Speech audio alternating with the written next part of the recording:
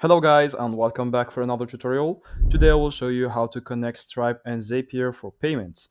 Now for this tutorial, you will just need to create a Zapier account to create your automatic workflow, and to do so you just need to type Zapier on Google, create your account, and then here go to the automation products, Zaps, and then create a Zap. Now once you are here, this is called the editor, so you will manage your workflow here. Here I will have the trigger event first. So let's just clear this. I just choose a random thing. Okay. So in the trigger event, you will select an app and something that happens on this app. And then you will click on this plus icon to add a step. And you will add another app to create the event that will happen. So in this case, I will use Stripe. Okay. Now, for the main event, the trigger event, when something happens on this said app, it will do something on Stripe. So here, let's just choose, for example, Shopify, right?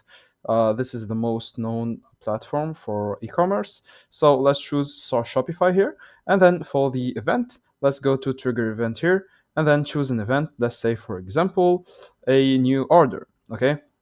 So if I click on new order here, of course, you will have to connect your Shopify account. If I click on new order and I click on add step and add Stripe, so I will do it again just to show you how it's done. So I'm going to delete this, click on plus to add step, and then here in the search bar, type Stripe. Okay. So now, once I have added the Stripe app, I will select an action. So here I will create a payment link, or create a payment, which is even better in this case. So create a payment, and here of course you will have to connect your Stripe account, and that's it. Basically, you will create your payment. You will have to do a test run to see how that works. So yeah, of course you can add other steps, like for example adding it to a Google Sheet or something like that. So here I can go to create a worksheet. Okay. Yeah, so that's the main thing. It's the trigger event and then the first event. For the trigger event, you can choose any other platform than Shopify, but I just chose this one because it's the most common.